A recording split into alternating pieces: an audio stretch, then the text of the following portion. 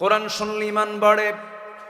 আল্লাহ রাব্বুল আলামিন বলেন, ইন্নামাল মুমিনুনাল্লাযীনা ইযা যুকিরাল্লাহু ওয়াজিলাত কুলুবুহুম ওয়া ইযা তুলিয়াত আলাইহিম আয়াতুহু যাদাতুহুম ঈমানান ওয়া আলা রাব্বিহিম ইয়াতাওয়াক্কালুন।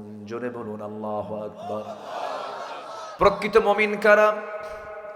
যে সমস্ত বান্দাগুলো তাদের সামনে আল্লাহর নাম নেওয়ার সঙ্গে সঙ্গে তাদের ঈমান যদি একটু দুর্বল থাকে, দিলের মধ্যে আল্লাহর ভয়টা জাগ্রত হয়ে যায়, আর তার সামনে যখন কোরআনে কারীমের যখন তেলাওয়াত করা হয়, কোরআন শোনার সঙ্গে সঙ্গে তার ঈমানটা শত গুণে বৃদ্ধি পেয়ে যায়। জোরে বলি সুবহানাল্লাহ। কোরআন শুনলে ঈমান কমে না বাড়ে? বাড়ে। সম্মানিত ভাইয়েরা, আমি এর আগেও এখানে এসেছি, আরো দাওয়াত নিয়েছি কয়েকবার। আমাকে ফেরেশতারা আসতে দেয়নি। কারা? ফেরেশতারা। দেখতে তো ফেরেশতার মতোই, এই জন্যই তো বলতেছি দেখতে তো ফেরেশতার মতোই, কিন্তু নদবী না, ওটা গজবী। ঠিক কিনা? বদমাইশ। লোহাগাড়ার একটা মাহফিল আমি মঞ্চে উঠেছি, পুলিশ পাঠায় দিছে। পুলিশ পাঠায় দিয়ে বলে, কমিটি এবং বক্তা দুটোকে ধরে আনো। আজকে তুমি কোথায়? ঠিক কিনা? আজকে কোথায় তুমি?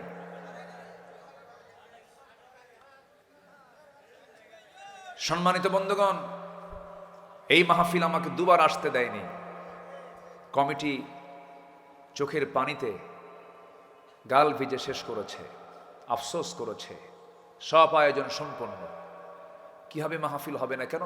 নাশকতার আশঙ্কা আছে। কিসের নাশকতা? সম্মানিত ভাইয়েরা, একটা সময় আল্লাহ পাক আমাদেরকে বের করে দিয়েছেন।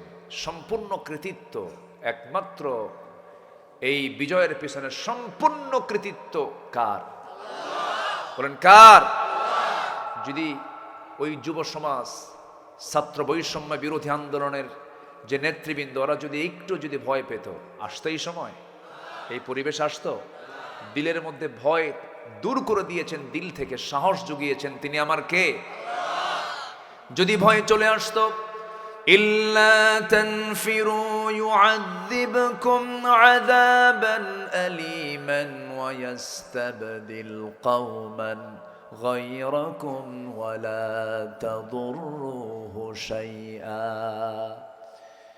যদি তারা পলায়ন করত, কি অবস্থা হতো? জালিম শক্তি আবার চেপে বসতো। এই জন্য যে সমস্ত যুবকরা মাঠে ময়দানে কাজ করেছিল, ওই যুবকদের হৃদয় থেকে সম্পূর্ণ ভয় দূর করে দিয়েছেন যিনি, তিনি মনের মালিককে। আল্লাহ তো সেই আল্লাহ, ওয়ায়ালামু খাইনাতাল আ'য়ুনি ওয়া মা তুখফিস সুদূর। তিনি সেই মহান রব যিনি তোমার চক্ষু কি খেয়ানত করে এবং তোমার অন্তরে তুমি কি দানা বেঁধে রেখেছ, পৃথিবীর কেউ না জানলেও জানেন তিনি আমার কে। আল্লাহ জানেন। আমার বন্ধুগণ, আমরা দুনিয়া থেকে সবাই বিদায় হয়ে যাব। সবচেয়ে বড় চ্যালেঞ্জ হলো আমি আল্লাহর পছন্দের গোলাম হতে পারলাম কিনা, আল্লাহর নিকটতম বান্দা হতে পারলাম কিনা। সবচাইতে বড় চ্যালেঞ্জ হচ্ছে এটা। আমার নামাজ হলো, আমার রোজা হলো, আমার হজ হলো, আমার যাকাত হলো, আমার দান হলো, আমার সাদগা হলো, আমার জিহাদ হলো, আমার রক্ত ঝরানো হলো, কিন্তু আল্লাহর পছন্দ হয় নাই। তাহলে কি নিরাপদ না বিপদ? বিপদ।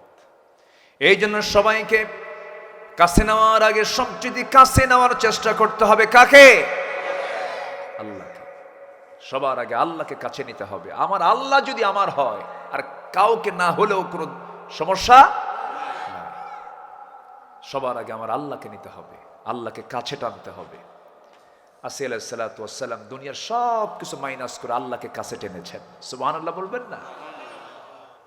সব কিছু মাইনাস, বউ স্বামী মাইনাস করেছেন, পরিবার মাইনাস করেছেন, রাষ্ট্রের সমস্ত সুযোগ সুবিধাকে মাইনাস করেছেন, সমাজ মাইনাস করেছেন, সব মাইনাস করে কাকে টেনেছেন? আল্লাহকে। চিন্তা করে দেখুন, একজন নারীর কত মর্যাদা সেই সমাজে ছিল। স্বামী হলো একটা দেশের রাষ্ট্রনায়ক, তার স্ত্রী হচ্ছেন ইমরাতে ফিরাউন। আসিয়া আলাইহিস সালাম এত বড় পদ থাকার পরেও সেই পদকে তিনি মূল্যহীন মনে করলেন, কারণ আমার সবচেয়ে চরম পরম বন্ধু তিনি আমারকে মাইনাস করলেন। রাষ্ট্রপতির বউ, এটা কি ছোটখাটো পদ? মিসেস রাষ্ট্রপতি, মিসেস প্রেসিডেন্ট। আচ্ছা বলুন তো, চেয়ারম্যান বড় না চেয়ারম্যানের বউ বড়? হ্যাঁ, বউ বড়। না, যারা বিয়ে করছেন তারা অবশ্য ভুল বলেন নাই, বউ তো ছোটখাটো পদ না। তো আপনি যত বড় হুজুর হন না কেন, বউয়ের কাছে হুজুরগিরি খাটে না। তুমি কত বড় হুজুর আমার জানা আছে, বসো, এক ধমকে সিট করে থুয়ে দেয়। এটা আল্লাহ তাআলা স্বামী স্ত্রীর মধ্যে মাওয়াদ্দাহ এবং রাহমা, মাওয়াদ্দাতাও ও রাহমা, ভালোবাসাও দেন, রহমতও দেন। জোরে বলি সুবহানাল্লাহ। এটা কে দিয়েছেন? কে দিয়েছেন? আল্লাহ দিয়েছেন। এটা কার? এটা ডিস্টার্ব করতেছে, এটা পিছনে দেওয়া দরকার। আচ্ছা, আমার দিকে তাকান। তো আসিয়া আলাইহিস সালাম সব কিছুকে মাইনাস করে কাকে ধরলেন? কাকে ধরলেন? আল্লাহকে ধরলেন। ফার্স্ট ক্লাস নাগরিক তিনি সেই রাষ্ট্রের, রাষ্ট্রপতির বউ তিনি। কত বড় সম্মান, কত বড় মর্যাদা। কিন্তু যখন তিনি দিন গ্রহণ করলেন, স্বামী বলে ফেলল, আসিয়া কি যেন শুনলাম তুমি নাকি কালেমা পড়েছ। তিনি বলছেন, আপনি শুনবেন না, দেখেন। আপনি শুনবেন কেন? আপনি দেখেন।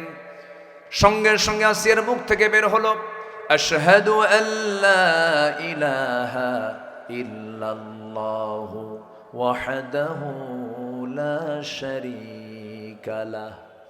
এই কথা বলার সঙ্গে সঙ্গে তেলে বেগুনে খেপে গেল ফেরাউন। রামসিস খেপে গিয়ে, ফেরাউন খেপে গিয়ে বলল, ও আসিয়া, তুমি কি জানো এটার ফলাফল কি হতে পারে? তোমাকে দুনিয়া থেকে বিদায় করে দেব, মৃত্যুর হুমকি দেওয়া হলো। তিনি মুচকি হাসি মেরে বলছেন, হুমকি দিচ্ছেন মরণের। মরণকে ভয় পাই না, একমাত্র ভয় পাই আমি আমার আল্লাহকে। জোরে বলি সুবহানাল্লাহ। হুমকি দেখালো, অনেক প্রকার হুমকি ধামকি দেখালো, কিন্তু শেষ পর্যন্ত আসিয়া আলাইহিস সালাম অনড় থাকলেন। ফাস্তাকিম কামা উমিরতা, অবিচল থাকলেন। ঈমান তো আনা যায়, কিন্তু ঈমান নিয়ে টিকে থাকাটা সহজ নয়। ঈমান এনেছি আমরা, ঈমান নিয়ে টিকে থাকবো আমরা। জোরে বলি ইনশাআল্লাহ। ঈমানের পথে অবিচল থেকে আমার মরণ যেন হয়। বলুন, ঈমানের পথে অবিচল থেকে আমার মরণ যেন হয়। জোরে বলি আমিন। ফাস্তাকিম কামা উমিরতা। এই আয়াত রাসূলকে বৃদ্ধ বানায় দিয়েছে। এই আয়াত, আমার রাসূল শেষ জীবনে তার দাড়ি পাকতেছে, নবীজির বার্ধক্যের একটা সাম যখন চলে আসছিল, সাহাবা কেরাম বললেন, ইয়া রাসূলুল্লাহ, আপনি তো বুড়া হয়ে যাচ্ছেন। তিনি বললেন, একটা আয়াত আমাকে বৃদ্ধ বানিয়েছে, সূরা হুদের আয়াত, ফাস্তাকিম কামা উমিরতা। এই আয়াত আমাকে বুড়া বানিয়ে দিয়েছে।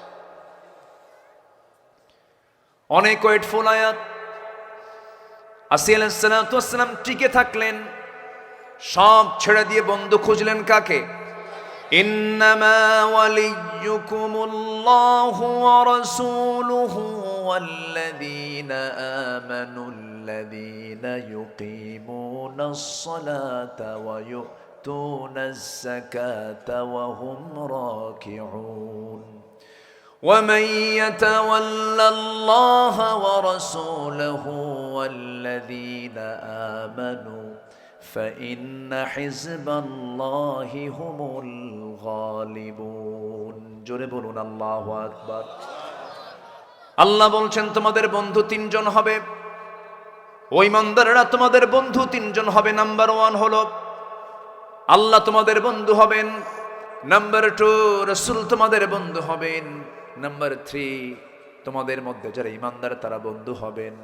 এই তিন বন্ধুকে নিয়ে যদি চলতে পারো, দুনিয়াতেও তুমি সফল হবে, আখিরাতেও তুমি সফল হবে। দুনিয়াতে বিজয়টা আমার আল্লাহ তোমাকে দিয়ে দিবেন। জোরে বলি সুবহানাল্লাহ।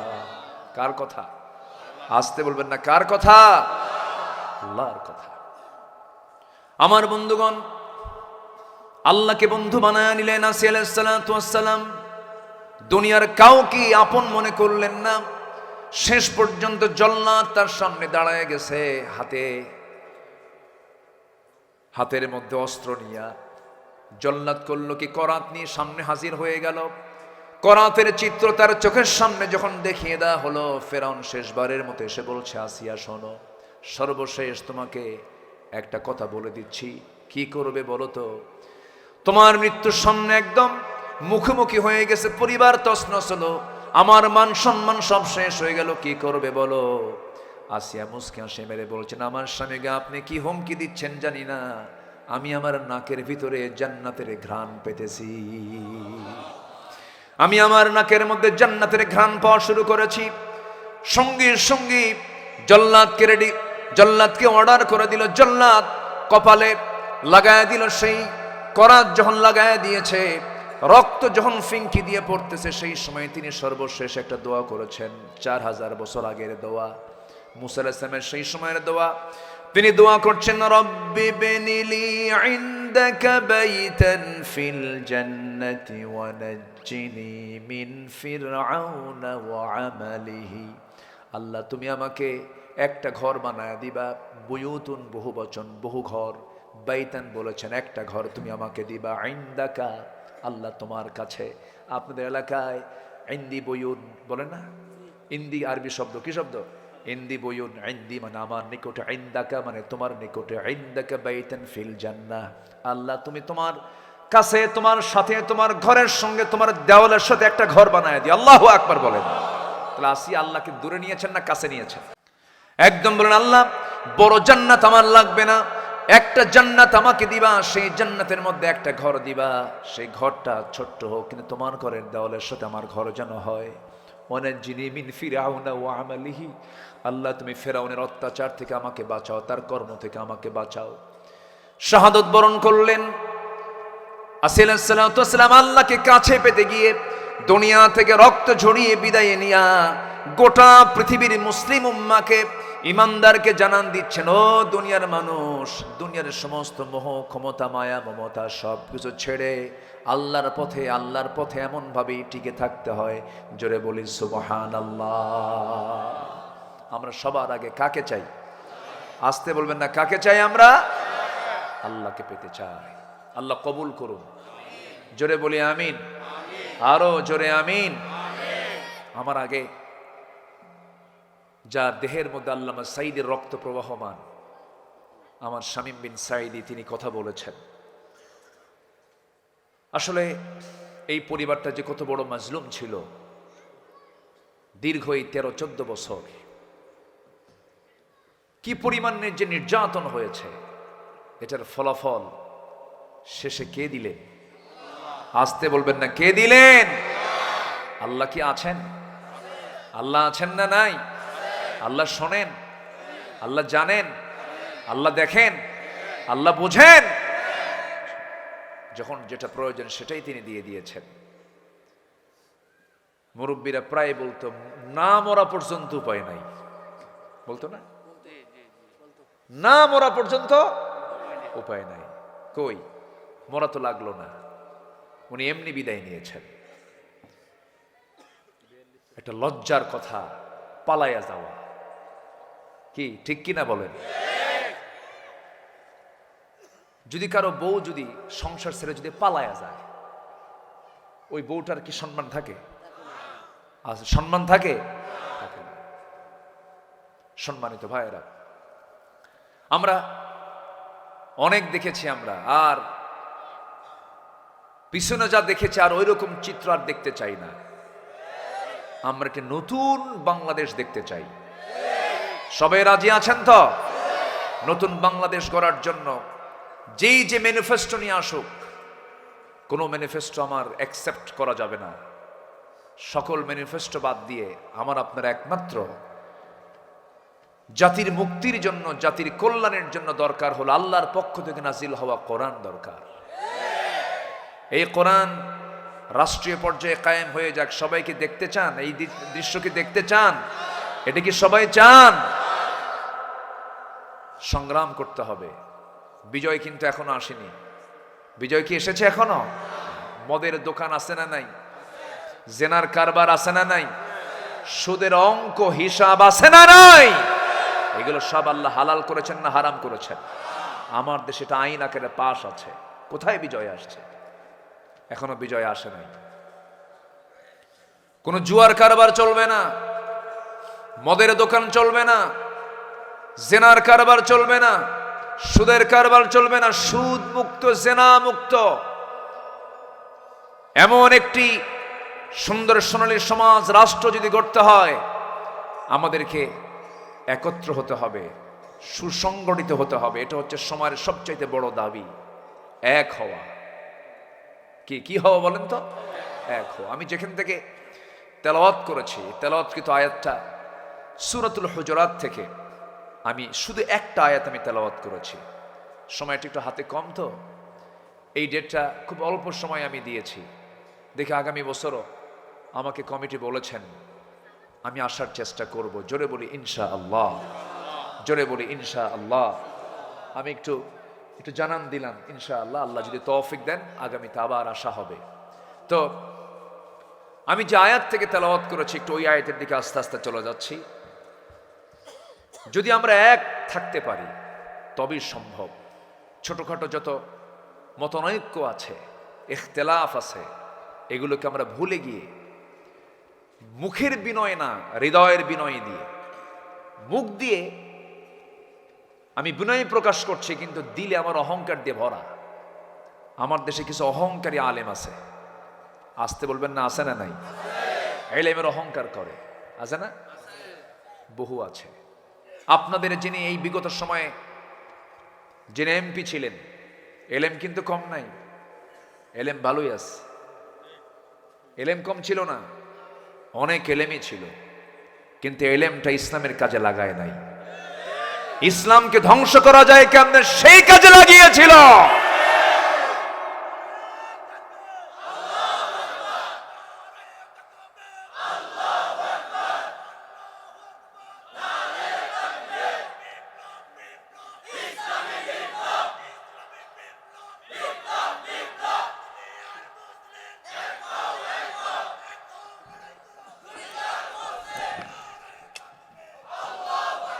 আমরা তো সব দেখলাম এই বিগত 16 বছর। আমার দেশে বহু শাইখুল হাদিস, বহু আলেম ওলামা, বহু কিতাবী আলেম এই 16 বছর ছিলেন। তারা ছিলেন 16 বছর জামাই আদরে, সরকারি খরচে হজ করেছেন, তাদের গায়ে একটা আঁচড়ও লাগে নাই। কিন্তু পট যখন চেঞ্জ হয়ে গেছে, চোরের মায়ের বড় গলা, ঠিক কিনা? আমার যে মঞ্চ থেকে কতবার ধরে নিয়ে গেছে তার হিসাবই নাই। ধরে আবার ছাড়ে, কতবার যে ধরছে। একবার তো আমাকে লক্ষ্য করে গুলি করলো, একদম মঞ্চে আগুন ধরায় দিয়েছে। এত বড় পশুত্ব হৃদয় এদের ভিতরে। 2018 সালে আমাকে গ্রেফতার করে থানায় নিয়ে গেল। থানার ওসি আমারে দেখে কান্দে। বললাম, আপনি কান্দেন কেন? আমার ধরছেন, আবার কান্দেন কেন? বলে, হুজুর আমি আপনার খুব ভক্ত, কিন্তু কি করব, উপরের চাপ, চাকরি বাঁচান তো ফরজ। আমি বললাম, ইমান বাঁচান তো নফল।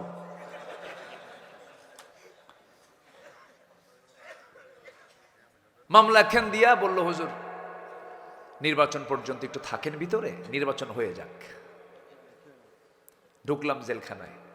ভিতরে ঢোকা মাত্রই এক বৃদ্ধ চাচা, 80 থেকে 85 বছর বয়স, আমাকে দেখে লম্বা একটা সালাম দিয়ে বলে, হুজুর আপনি জেলখানায় ঢুকলেন, খুব খুশি হলাম। বললাম যে আমি ঢুকলাম জেলে, আপনি খুশি হলেন কেন? কে বাবা, ওয়াজ শুনতে যাই, বহু দূর থেকে দেখি, মুসাফা হয় না, একটু মুআনাকা হয় না, কথা বলতে পারি না, এত সুন্দর আমার কাছে এসে ধরা দিলেন, থাকেন জেলখানায়, খুব মজা হবে। তাই আমি বললাম, চাচা আপনি এই বুড়া বয়সে শীতের ভিতরে, সেই সময় ডিসেম্বর মাস চলে, তা আপনি কেন জেলখানায়? তো বলতেছে, বাবাজি আমি নাকি বোমা হামলা করছি, বোমা হামলা। বলেন তো 85 বছরের বৃদ্ধের হাতের কোনো ফিটনেস থাকে? বোমা মারতে গিয়ে কি উনি লক্ষ্যস্থলে মারবে না ওনার গায়ে পড়বে? এরকম করে কল্পিত সাজানো নাটক তারা তৈরি করেছে, ঠিক কিনা? আল্লামা সাইদের এক সাক্ষীকে জড়ো করেছিল ওরা। সাক্ষীর জন্ম হলো 76 আর ঘটনা হলো 71। ঘটনা কি 71? তাহলে ঘটনা যদি 71 হয়, সাক্ষীর জন্ম কোন সালে? 76। তাহলে ঘটনারও কয় বছর পরে জন্ম? 5 বছর। তাহলে সে দেখলো কেমনে? রুহের জগৎ থেকে দেখেছে। এত বড় বদমাইশ সব দেখেছি আমরা। আমরা আর নতুন কোনো কিছু দেখতে চাই না। যারা নামাজ কায়েম করতে চায়, যারা যাকাত ভিত্তিক সমাজ প্রতিষ্ঠা করতে চায়, যারা সুদ বন্ধ করতে চায়, যারা বেহাপনা বন্ধ করে পর্দার বিধান জারি করতে চায়, সেই একটি কল্যাণ রাষ্ট্র তৈরির জন্য মাঠে ময়দানে জান মাল কুরবানি করে কাজ করতে রাজি আছেন কারা কারা? হাত উঁচু করে দেখান মুসলমান।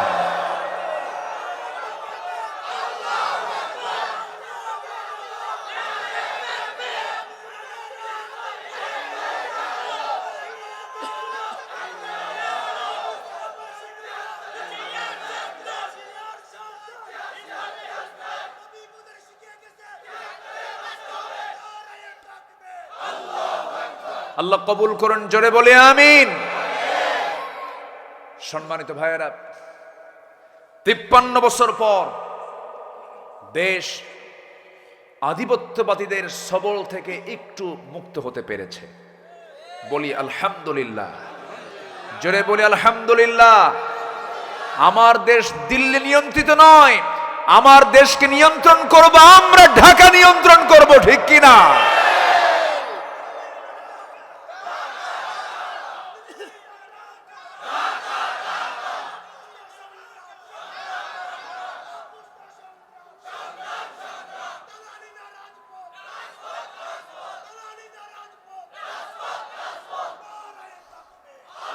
আল্লাহ কবুল করুন, জোরে বলি আমিন। ওদের 7 সিস্টার্স থাকবে না ইনশাআল্লাহ, বলেন। কাশ্মীরের ওই রক্তাক্ত জনপদের মজলুম নর নারীর ফরিয়াদ আল্লাহ কবুল করবেন ইনশাআল্লাহ। কাশ্মীরকে তারা জ্বলন্ত অগ্নিকুণ্ড বানিয়ে রেখেছে। সিরিয়া জুলুম মুক্ত হয়েছে, সময়ের পরিক্রমায় ফিলিস্তিন ও ইহুদি মুক্ত হবে ইনশাআল্লাহ। সামনের দিন ইসলামের দিন, আল্লাহ কবুল করুন, জোরে বলি আমিন। আরো জোরে আমিন। শর্ত হলো ঈমানটা একটু পাকা করতে হবে। ঈমান কি করতে হবে? পাকা করতে হবে। ঈমানটা যদি পাকা হয়, বিজয় দিবেন কে? কালকে এক মেজরের সঙ্গে দেখা আমার, উনি মেজর, ওনার মুখের দাড়ি বড় বড়। তো বললাম, হঠাৎ করে দেখা, বললাম আপনার দাড়ি এত বড়, আপনি মেজর, এটা তো প্রবলেম, এটা কেমনে হলো আপনার? তো বললো যে 5ই অগাস্টের পর থেকে দাড়ি লম্বা করছি। কি কথা কি বুঝতেছেন? 5ই অগাস্টের পর থেকে দাড়ি লম্বা করে ফেলেছে, আমাকে রাখতে দেয়নি। সম্মানিত ভাইয়েরা, দাড়ি কাটা বাধ্যতামূলক করেছিল পুলিশের চাকরি যারা করতেন, অনেক কিছুই তারা করেছিল। শিক্ষা ব্যবস্থাকে তারা ধ্বংসের একদম শেষ প্রান্তে এসেছিল। শিক্ষা ব্যবস্থা ধ্বংস করতে চেয়েছিল। যাক, আমরা একটা সুন্দর পরিবেশ ফিরে পেয়েছি। ওই রকম আর জালিম কোন অপশক্তি যেন আমাদের মাথার উপরে জগদ্দল পাথর হয়ে না বসতে পারে, এর জন্য আমাদের রাজপথ পাহারা দেওয়ার দরকার আছে না নাই? পাহারা দেব ঈমান নিয়া, জোরে বলি ইনশাআল্লাহ। বিজয় দিবেন কে? বিজয় কার হাতে? কার হাতে বিজয়? আল্লাহ বিজয় দেন না? আল্লাহ বিজয় দেন না? ওয়ালাকাদ নাসারাকুমুল্লাহু বিবদরিন ওয়া আনতুম আযিল্লাহ। তোমরা অসহায় ছিলে বদর প্রান্তরে, কোথায় 1000, কোথায় 313, কোথায় অশ্বারোহী, কোথায় পদাতিক। আমি তোমাদেরকে ফেরেশতা নাজিল করে সরাসরি সাহায্য করে বিজয়ের পতাকা তোমাদের হাতে তুলে দিয়েছি আমি আল্লাহ নিজে। সে আল্লাহ আছেন না নাই? বিজয় দেবেন কে? কিন্তু আমাদের দরকার হলো ঈমান। আমাদের দরকার কি? ঈমান। ঐক্যের প্ল্যাটফর্ম তৈরি করতে হবে। আল্লাহ রাব্বুল আলামিন বলেন, ইন্নামাল মুমিনুনা ইখওয়াতুন ফাআসলিহু বাইনা আখাওয়াইকুম ওয়াত্তাকুল্লাহ। আল্লাহ রাব্বুল আলামিন সুন্দর করে বলছেন, মুমিনরা হলো পরস্পর তারা ভাই ভাই। এবং আল্লাহ তাআলা এই কথা বলেই বলছেন, ফাআসলিহু বাইনা আখাওয়াইকুম, যদি কোনো প্রবলেম হয়ে থাকে তোমরা নিজেদের মধ্যে এটা ইসলাহ করে নাও, ঠিক করে নাও। লা ইয়াহিল্লু লিমুসলিমিন, কোন মুসলমানের জন্য কখনোই হালাল হতে পারে না, ফাওকা সালাস, 3 দিন অতিক্রম হয়ে গেছে কিন্তু মুমিনের সঙ্গে কথা বলে না, এর মধ্যে সেই বান্দাটাই সবচাইতে উত্তম মুমিন যে 3 দিন ক্রস হওয়ার আগে যে সবার আগে সালাম দিয়ে সেই ভাইটাকে বন্ধু মনে করে বুকে টেনে নেয়। সম্পর্কের অবনতি করা যাবে না, ভ্রাতৃত্বের বন্ধনে আবদ্ধ হতে হবে। সাহাবে কেরাম আমাদেরকে শিখিয়েছেন কি ভ্রাতৃত্ব তাদের মাঝে ছিল। তাদের ভ্রাতৃত্ব এত গভীর ছিল যে স্বপ্ন পর্যন্ত তাদের এক হয়ে যেত। যেরকম সুবহানাল্লাহ। আমার নবীর ইন্তেকাল হয়ে গেছে। ইন্তেকালের বেশ কিছু পরে, বছর 3 পর, খলিফার মসনদে বসেছেন, খেলাফতের মসনদে বসেছেন দ্বিতীয় খলিফা ওমর ফারুক রাদিয়াল্লাহু তাআলা আনহু। সেই সময় তিনি আমিরুল মুমিনিন। দ্বিতীয় খলিফা কে বলেন? দ্বিতীয় খলিফা কে? 1 নম্বর খলিফা সাইয়েদনা আবু বকর সিদ্দিক রাদিয়াল্লাহু তাআলা আনহু। দ্বিতীয় খলিফা ওমর রাদিয়াল্লাহু আনহু। তৃতীয় খলিফা ওসমান জিন্নুরাইন রাদিয়াল্লাহু আনহু। 4 নম্বর খলিফা বলেন? সাইয়েদনা আলী ইবনে আবি তালিব রাদিয়াল্লাহু তাআলা আনহু। মোট কয়জন? 4 জন খলিফা। এর মধ্যে 2 নম্বর ওমর। বহুদিন আগে এক মাহফিলে বললাম, ওমরে ফারুককে চিনেন কারা কারা? সামনে থেকে এক ছেলে দাঁড়ায় বলে, হুজুর আমি চিনি। কে? আমাদের বাড়ির দোতলায় ভাড়া থাকে। তো বললাম তুমি একদম 100তে 100 পাইছো, কারণ ওর যে এলেম, ওর এলেমে সে উত্তর ঠিকই দিচ্ছে। এই অমর সে অমর নন। সেই ওমরে ফারুকের খেলাফত আমল চলছিল। ভ্রাতৃত্ব কাকে বলে দেখেন। সাইয়েদনা আলী রাদিয়াল্লাহু আনহু তিনি রাতের বেলা এশার নামাজ পড়ে তিনি বিছানায় চলে গেছেন, ঘুমাতে গেছেন। ঘুমিয়ে পড়েছেন। স্বপ্নের মধ্যে তিনি দেখতে পেলেন নবীজি তার দরজার সামনে হাজির হয়ে সালাম দিচ্ছেন। রাসূল তাকে, আলীকে লক্ষ্য করে সালাম দিয়ে বলছেন, আলী বহুদিন যাবত তোমার সঙ্গে সাক্ষাৎ হয় না, আজকে সাক্ষাৎ করতে আসলাম। তার শিওরে বসলেন। বসে টোপলা থেকে অনেকগুলো খেজুর থেকে একটা খেজুর 3টা আঙ্গুলে বের করে সাইয়েদনা আলীর মুখে আমার নবীজি নিজের হাতে দিয়ে বলছেন, আলী তুমি এটা খাও। মুখের মধ্যে তিনি নিলেন। স্বপ্নের ভিতরে মুখের মধ্যে নেওয়ার সঙ্গে সঙ্গে তার ঘুমটা ভেঙে গেল। ঘুম থেকে জায়গা পেয়ে দেখেন তার জিহবার ভিতরে তাজা খেজুরের স্বাদ মহান রব্বুল আলামিন ঢুকায় দিয়েছে। চোখে পানি চলে এলো।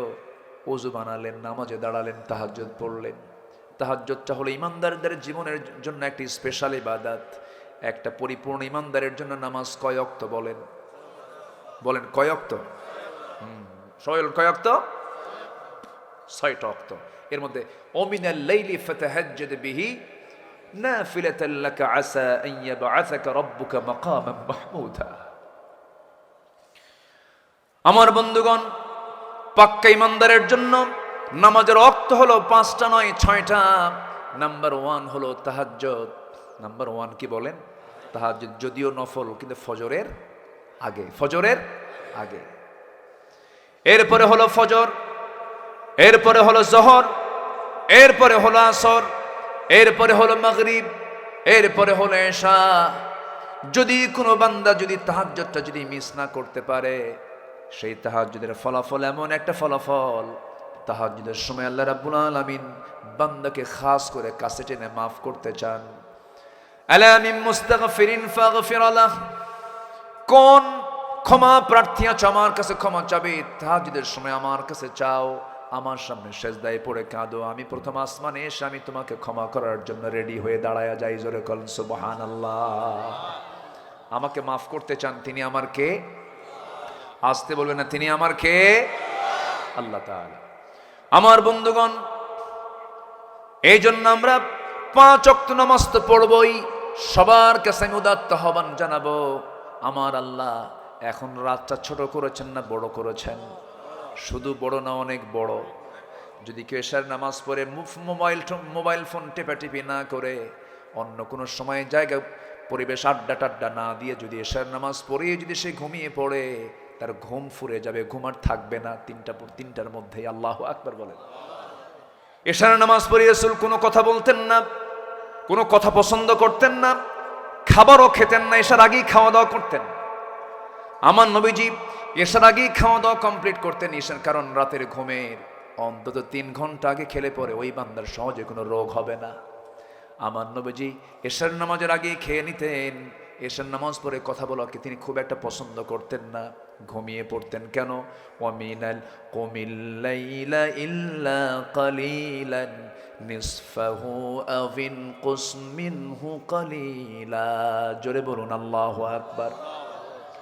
হে রাসূল, আপনি রাতের একটা অংশে দাঁড়িয়ে যান।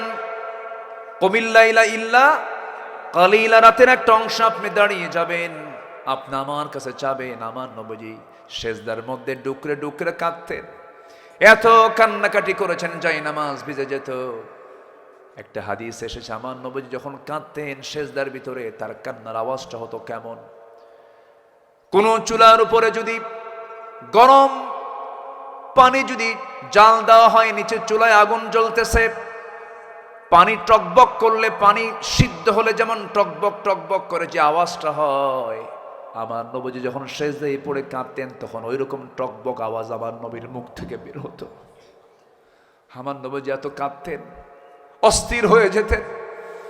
লাইয়ানজু আহাদুম মিনকুম, তোমাদের মধ্যে কেউ নাজাত পাবে না। সাহাবী বললেন, ইয়া রাসূলুল্লাহ আনতা, আপনিও নাকি? হ্যাঁ, আমিও। আনা ইল্লা ইয়াতাগাম্মাদানি আল্লাহ, কিন্তু আল্লাহ রাব্বুল আলামিন আমাকে রহমতের চাদর দিয়ে বেষ্টন করবেন, আল্লাহ পাক আমাকে মাফ করে দিবেন। আমার বন্ধুগণ, যার আগের পরের সব গুনাহগুলো মাফ হলো, সেই নবীজির কান্নার পরিমাণটা দেখেন। এত কেঁদেছেন, এত চোখের পানি ফেলেছেন, একমাত্র কার ভয়? আসতে বলবেন না, কার ভয়? আল্লাহর ভয়।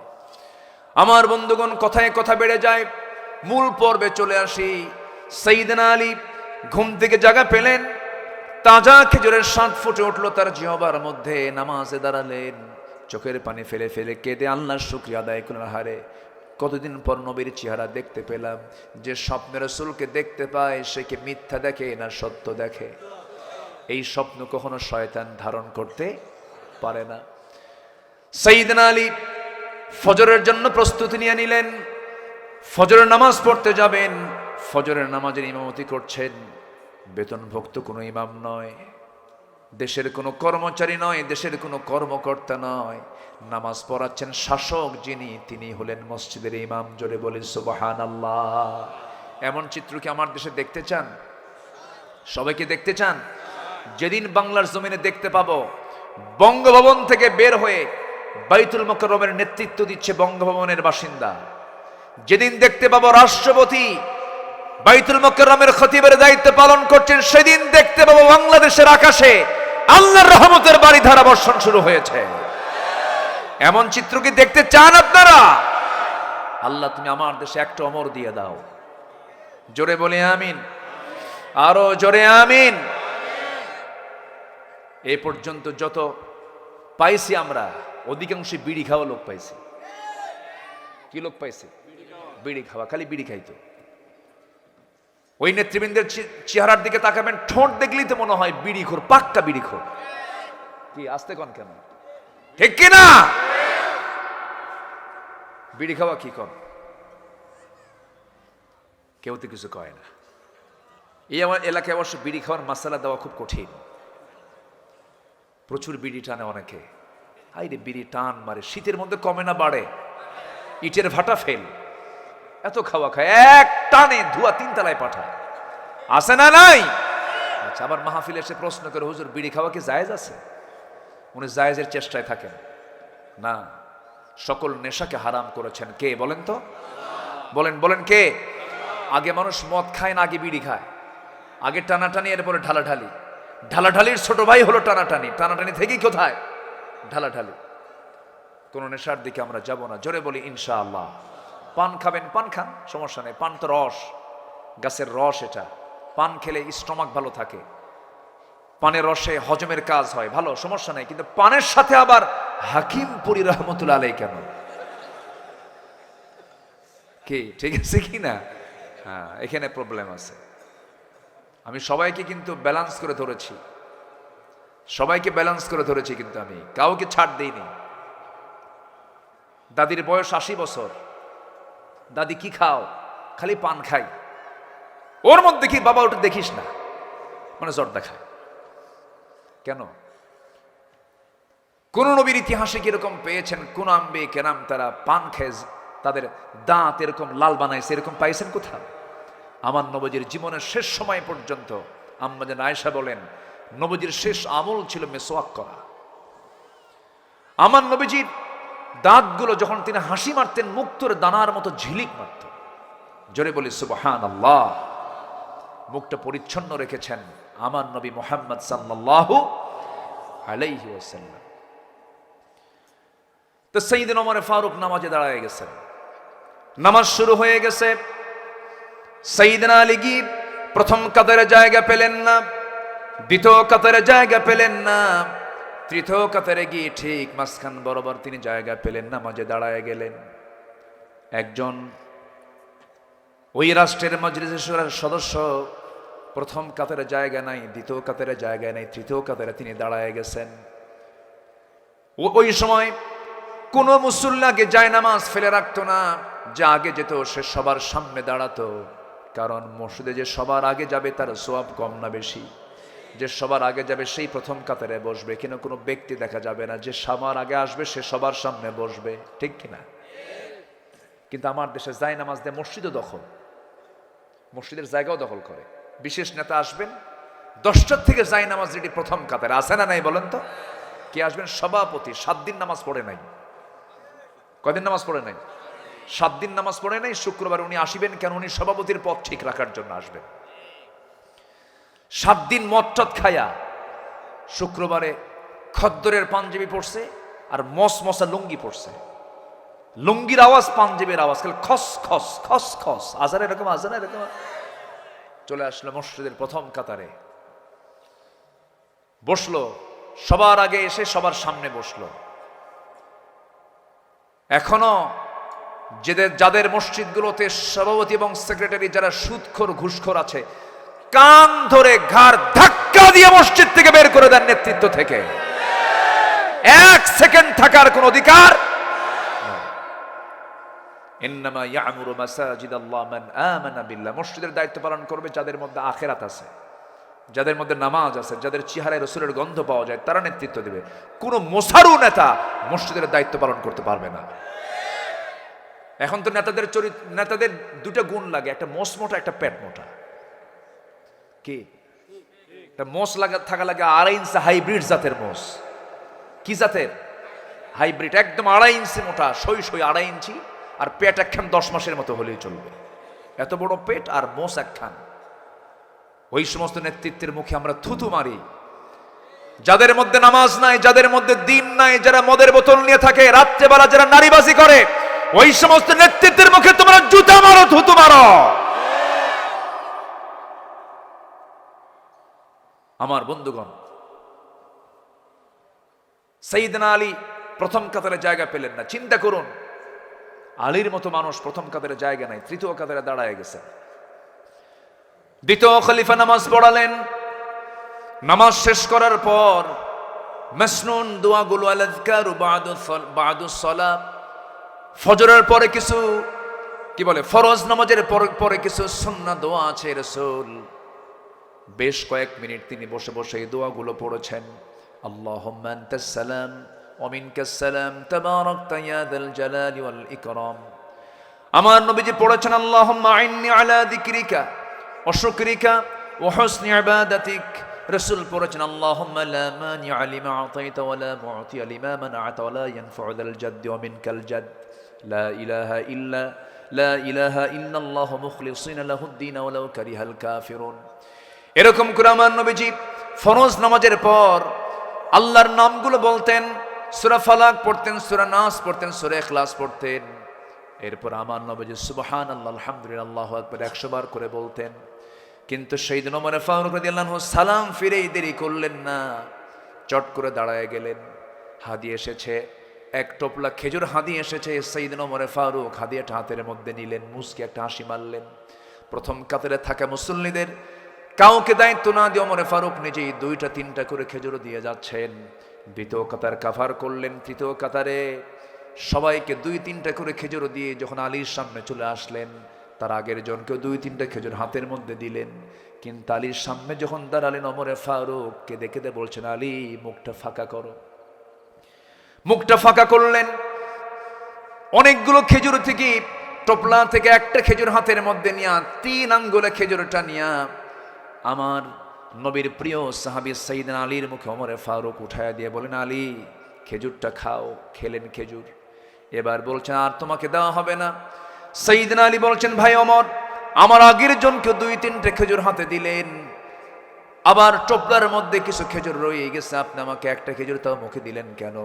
ওমর ফারুক হাউমাউ করে কাঁদতে কাঁদতে বলছেন, আলী স্বপ্ন শুধু তুমি দেখো না, আমিও তো দেখেছি। তুমি কি শুধু দেখেছো নাকি? রাসূল যদি একটার বেশি 2টা খেজুর খাওয়ায় দিতেন, আমি তোমাকে সেই খেজুর 2টাই খাওয়ায় দিতাম। নবজি যা দিয়েছেন আমিও তোমাকে তাই দিয়েছি। জোরে বলেন সুবহানাল্লাহ। স্বপ্ন পর্যন্ত এক হয়ে যেত। তাদের কি ভ্রাতৃত্ব তাদের মাঝে ছিল। নবজি মক্কার মানুষ হিজরত করে আসলেন কোথায়? মদিনায়। কোথায়? মদিনায়। সেই মদিনা এবং মক্কার 2টা জায়গায় দখল করেছে সাতকানিয়ার লোহাগড়ার মানুষ। বলি আলহামদুলিল্লাহ।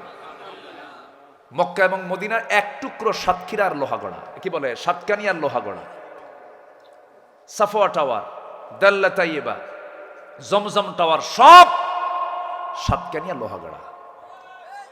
আলহামদুলিল্লাহ বলেন, জোরে বলি আলহামদুলিল্লাহ। চট্টগ্রামও দখল করছেন আপনারাই। বলেন আপনারা হচ্ছেন সওদাগর।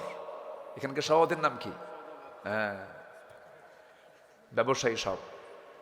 কিসের চাকরি? চাকরিতে যত বরকত আছে, ব্যবসায় তার চেয়ে বরকত কম না বেশি? কম না বেশি?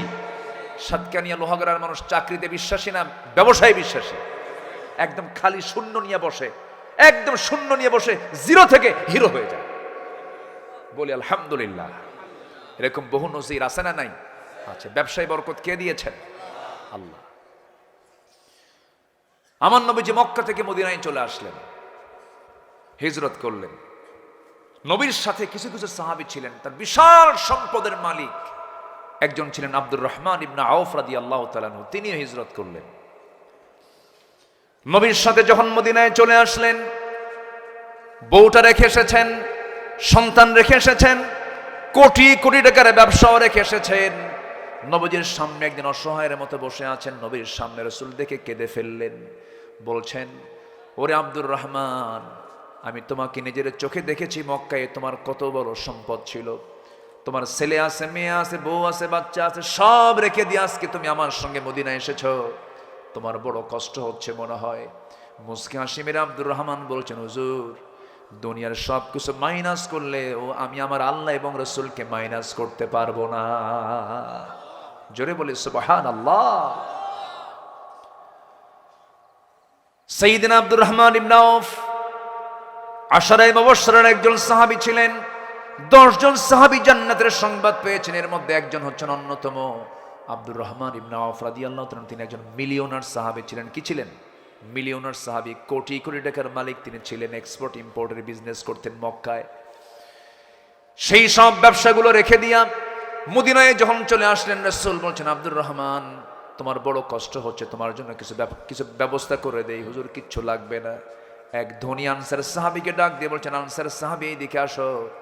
আমার আব্দুর রহমান কোটি কোটি টাকার মালিক সে ছিল, আজকে সে 0 হয়ে আছে, দেখো তোর জন্য কিছু করা যায় নাকি।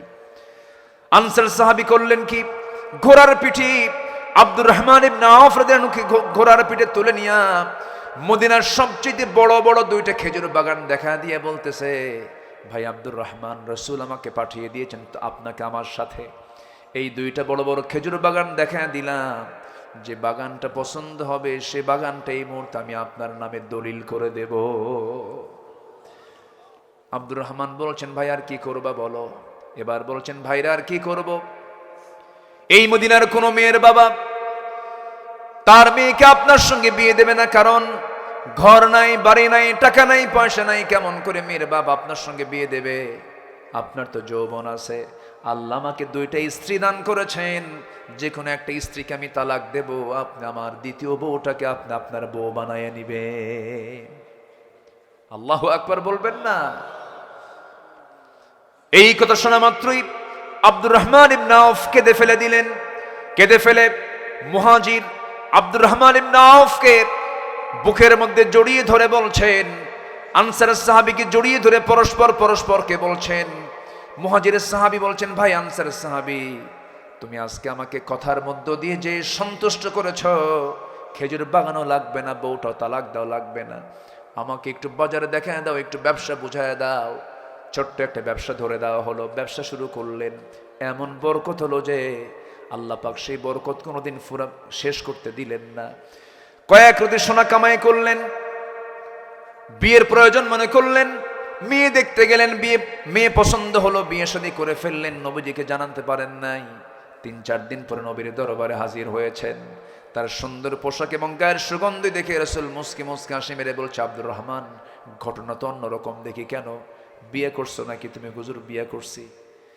গায়ে কিন্তু কি সুন্দর সুগন্ধি দেখা যাচ্ছে, কিন্তু আমাকে তো বললেন না হুজুর, মনে ছিল না। কি ছিল না? অনেক প্রিয় বন্ধুরা কিন্তু বিয়ে করে, অনেক সময় বন্ধু দাওয়াত পায় না, হয় না? এরকম হয় না? হয় না? হয়ে যায়। রাসূল জানেন নাই যে আব্দুর রহমান বিয়ে করে নিয়েছেন। রাসূল বললেন, আব্দুর রহমান বিয়ে করেছে, আমি খুশি হয়েছি, যৌবন আছে, বিয়ের দরকার আছে, কিন্তু মোহরনার টাকা তুমি কি করেছো বলো? তিনি বলছেন, ইয়া রাসূলুল্লাহ, আপনি যাকে দায়িত্ব দিয়েছেন সেই আনসারের সাহাবী আমাকে একটু ব্যবসা দেখিয়ে দিয়েছে। ব্যবসায় কয়েক রতি সোনা কামাই করেছি, আনিও নয়, কয়েক রতি সোনা কামাই করেছি, ওটাকে মোহরনার টাকা আদায় করে আমি নতুন বউ ঘরে তুলে আনছি। আমার রাসূল এতটাই খুশি হলেন, আমার নবীজি দুহাত উঁচু করে দোয়া করে বলছেন, আল্লাহ আমার আব্দুর রহমানের পরিবারে এবং তার ব্যবসায় বরকত দিয়ে দাও। এমন দোয়া রাসূল করে দিলেন। আব্দুর রহমান ইবনে আউফ দুনিয়া থেকে বিদায় হওয়ার আগে তিনি 13টা সন্তান দুনিয়াতে রেখে যান। কয়টা? কার দোয়া? কার দোয়া? নবীর দোয়া। 13 সন্তান, এবং এত সম্পদ রেখে যান যে এই 13টা সন্তান সম্পদ যখন বন্টন করতে নিয়েছেন, এত পরিমাণ সোনা রিজার্ভ হয়েছিল যে কুড়াল দিয়ে কেটে কেটে সোনাগুলোকে ভাগ করতে হয়েছিল। তাবুক অভিযানের দিন সবচাইতে বেশি সম্পদ দান করেছেন আব্দুর রহমান ইবনে আউফ। 3 বস্তা সোনা তিনি নিজে তাবুকের অভিযানে দান করেছিলেন। জোরে বলি সুবহানাল্লাহ।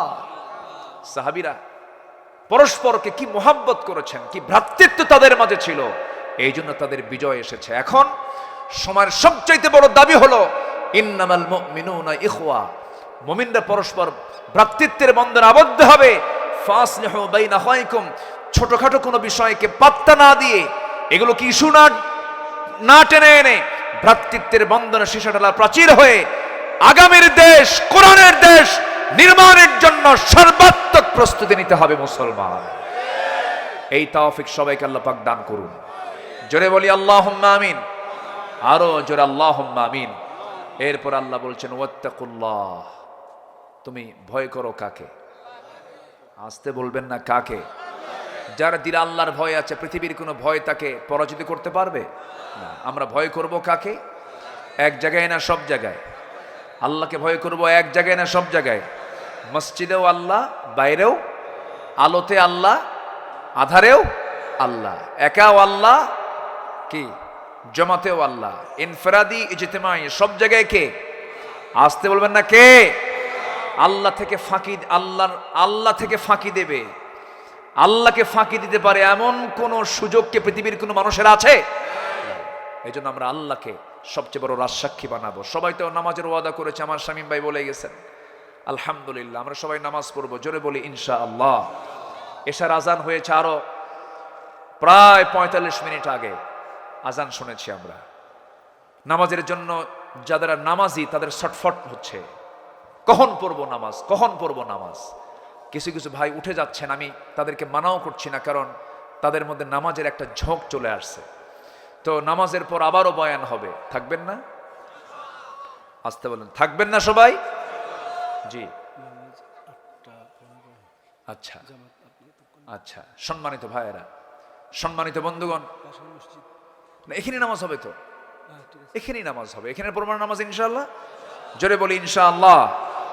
সম্মানিত ভাইয়েরা, সম্মানিত বন্ধুগণ, এখন হচ্ছে আমরা বসুন। উঠতেছে কেন? বসুন। ও চাপ, আচ্ছা ঠিক আছে। যে খুব যদি চাপ হয়, নিম্ন চাপ সমস্যা নেই, কিন্তু ঊর্ধ্ব চাপে কেউ যাবেন না। ঊর্ধ্ব চাপ হলো বিড়ি খাওয়া চাপ। এই চাপও কিন্তু কম না। মাহফিল যেখানে মেলাও, এখানে মেলা টেলা আছে নাকি? ছোটখাটো আছে, টুকটাক কিছু বিড়ি টিড়ি খায় ওখানে না? ও আচ্ছা। কিছু কিছু জায়গায় আমি লক্ষ্য করেছি মাহফিলের চাইতে মেলাই বড়, এরকম আছে না নাই বলেন তো? বসুন, আমি তো উঠতে বলিনি, একটু বসুন, আমরা একসঙ্গে দোয়া করবো তো। কেউ যাবেন না? একটু একটু বসুন, একটু বসুন। আমি তো নামাজের কথা মনে করে দিয়ে তো বিপদে পড়ে গেলাম দেখতেছি। একটু বসেন না? আর একটু সময় আমরা বলি অত্তাকুল্লাহ। আমরা ভয় করব কাকে বলেন তো? এক জায়গায় না সব জায়গায়? আচ্ছা, দাস্তারবান্দি এখনো হয়নি না? হাফেজ ছাত্র কোথায় ওরা? নিয়ে আসেন, হ্যাঁ ধীরে ধীরে দ্রুত নিয়ে আসেন, যে দ্রুত গতিতে নিয়ে আসেন। জিকির করি লা ইলাহা লা ইলাহা সুবহানাল্লাহ আলহামদুলিল্লাহ।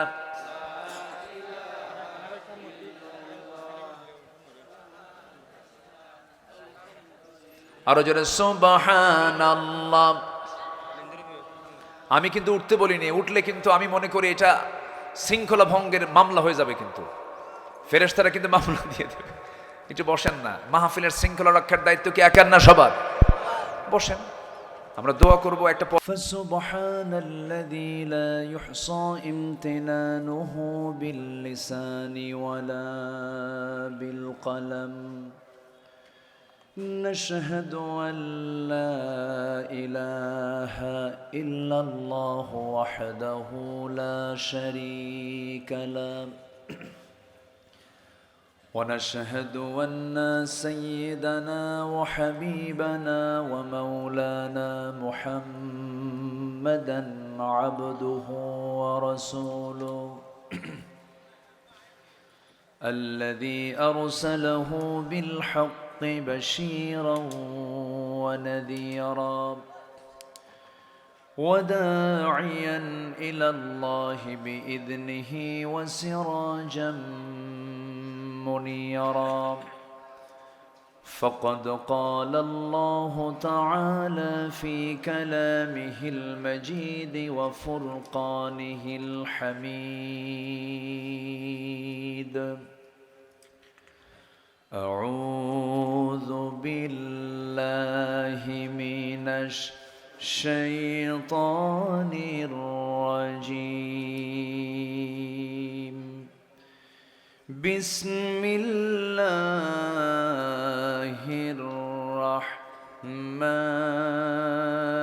الرحمن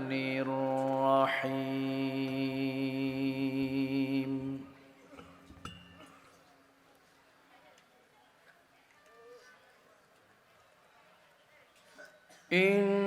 إنما المؤمنون إخوة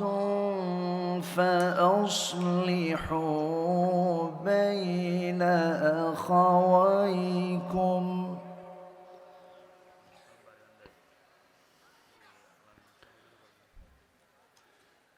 إنما المؤمنون إخوة فأصلحوا بين أخويكم واتقوا الله.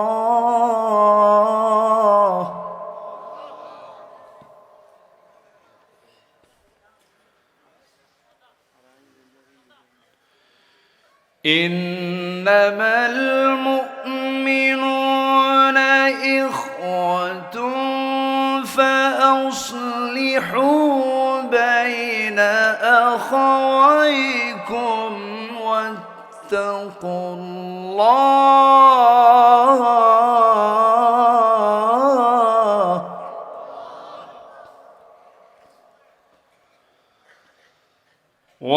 واتقوا الله لعلكم ترحمون.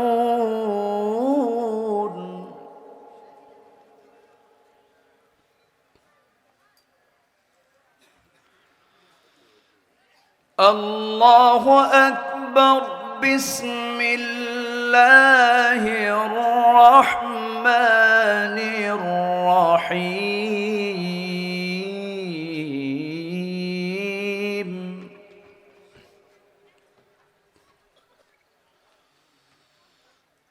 إن الله وملائكته يصلون على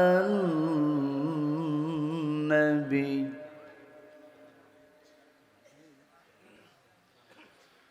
يا أيها الذين آمنوا صلوا عليه وسلموا تسليما. اللهم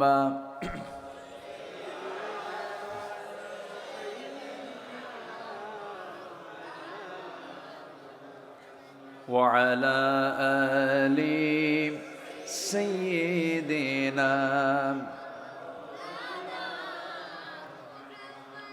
একটু মহব্বত দিয়ে নবীর প্রেমে মাতোয়ারা হয়ে জবান খুলে আওয়াজ দিয়ে সবাই বলুন আল্লাহুম্মা সাল্লি আলা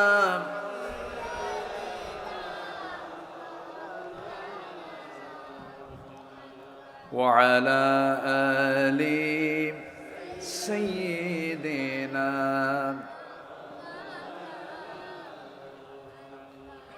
সবাই বলুন বালাগাল উলা বিকামালিহি কাশাফাত তুজা বিজামালিহি حسنت جميع خصاله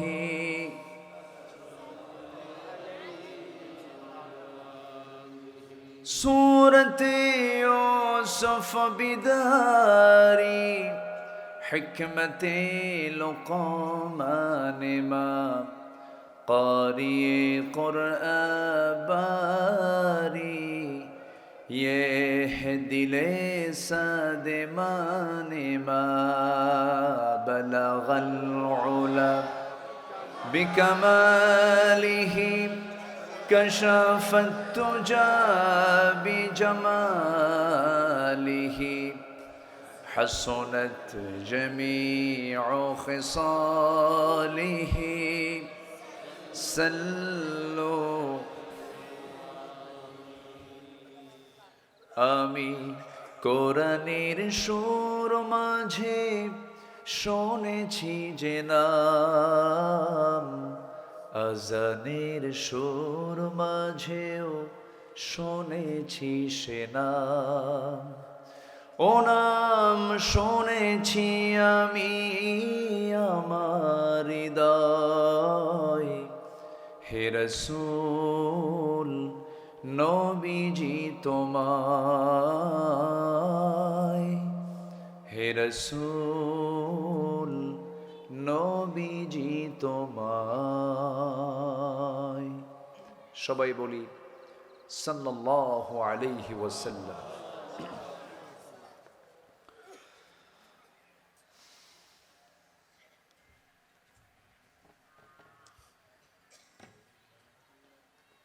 চট্টগ্রাম অঞ্চলের সাতকানিয়া উপজেলার জয়নগর জাবালুল কুরআন মাদ্রাসা হিফজখানা ও এতিমখানার চতুর্থ বার্ষিক সভা জালসা 2024 মাদ্রাসা মাঠে অনুষ্ঠিত আজকের এই মহৎ আয়োজনের সম্মানিত সুযোগ্য সভাপতি,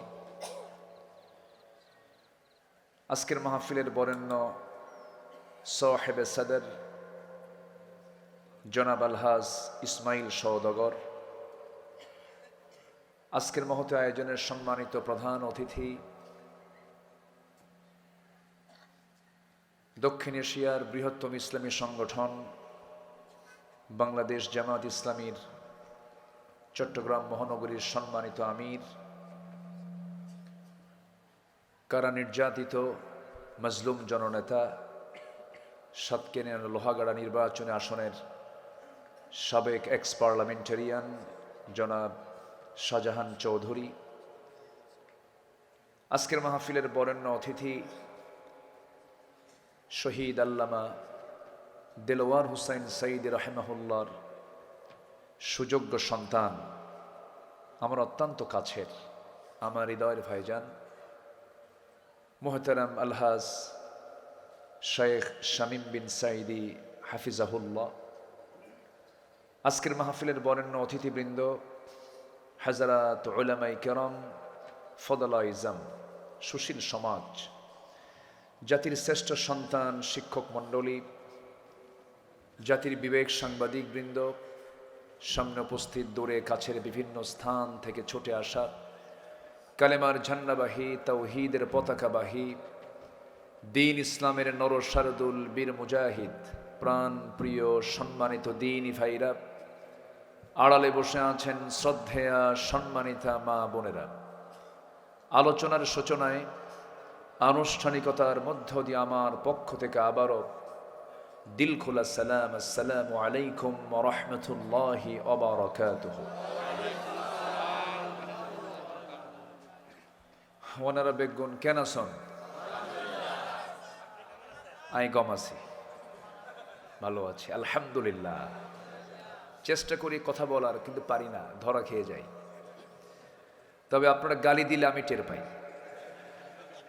যাই হোক, মহান রব্বে কারীমের শুকরিয়া যে মহান আল্লাহ সুবহানাহু ওয়া তাআলা এই দীর্ঘদিন পর এই মাঠে আমি এসেছিলাম প্রথম কোন সাল? 2015-তে না, 2016, আচ্ছা যাই হোক, হবে তো এক বছর। যাই হোক, 2015 কি 16 সালে আমার প্রথম আমি এখানে এসেছিলাম। আল্লাহ পাক আমাকে আবারও একটি পট পরিবর্তনের মধ্য দিয়ে আসার তৌফিক দিয়েছেন। শুকরিয়া আদায় করছি, বলছি আলহামদুলিল্লাহ। সবাই চিৎকার মেরে বলছি আল্লাহুম্মা ইন্নী আসআলুকা আল হুদা ওয়াত তুকা ওয়াল আফাফা ওয়াল গিনা। সবাই বলি আল্লাহুম্মা আইন্নি আলা যিকরিকা ওয়া শুকরিকা ওয়া হুসনি ইবাদাতিকা। সবাই বলি আল্লাহু আকবার কাবীরা ওয়ালহামদুলিল্লাহি কাসীরা সুবহানাল্লাহ সুবহানাল্লাহ বুকরাতাও ওয়া আসীলা ওয়া আসীলা। আমরা আল্লাহ তাআলার শুকর আদায় করে নিলাম। সম্মানিত হাজিরিন, আমরা কোরআন শুনতে এসেছি, আমরা ভাগ্যবান, বলি আলহামদুলিল্লাহ। কোরআন যারা শুনতে আসে, কোরআনের দল যারা করে, কোরআন যারা মেনে চলে, তারা কি দুর্ভাগা না সৌভাগ্যবান? আর কোরআনের মাহফিল যারা বন্ধ করতে চায়, আলেমদেরকে যারা ধরতে চায়, নির্যাতন করে, মারে, হত্যা করে, তারা কি বন্ধু না শত্রু? তারা কি সৌভাগ্যবান না পোড়া কপাল? পোড়া কপাল। আমরা আসতে পেরেছি জান্নাতের টুকরায়। আমরা যে কোরআন বিরোধী অপশক্তির পক্ষ নিতে নেইনি, আল্লাহ পাক আমাদেরকে সেই হৃদয় বানিয়ে দেননি। এটা আল্লাহর মেহেরবানি না? বলেন তো, এটা আল্লাহর মেহেরবানি। অনেকে বলে, আহারে নবীর যুগে যদি আমার জন্ম হতো, নবীর সামনে বসতাম। নবীর যুগে তো আবু জেহেলেরও জন্ম হয়েছিল, কিন্তু জন্ম হয়ে কি লাভ হয়েছে? পক্ষের না বিপক্ষের? আবু লাহাবের তো আপন ভাতিজা মুহাম্মদ সাল্লাল্লাহু, চাচা হয়ে কি লাভ হয়েছে? হয়নি। অতএব সেই যুগে জন্মের কোনো আফসোস করার দরকার নেই। আমরা যে তার উম্মত হয়ে তার পক্ষে থাকতে পারছি, নবীর দল করতে পারছি, কোরআনের পক্ষের সৈনিক হতে পেরেছে, এটাই তো মেহেরবানি, বলি আলহামদুলিল্লাহ। সম্মানিত ভাইয়েরা, সম্মানিত বন্ধুগণ, কোরআন শুনলে ইমান কমে না বাড়ে? আর যারা কোরআনকে বন্ধ করতে চায় ওরা কি ইমান বাড়াতে চায় না, ইমান নষ্ট করতে চায়? কিন্তু ইমান কি পৃথিবীর কেউ নষ্ট করতে পারে?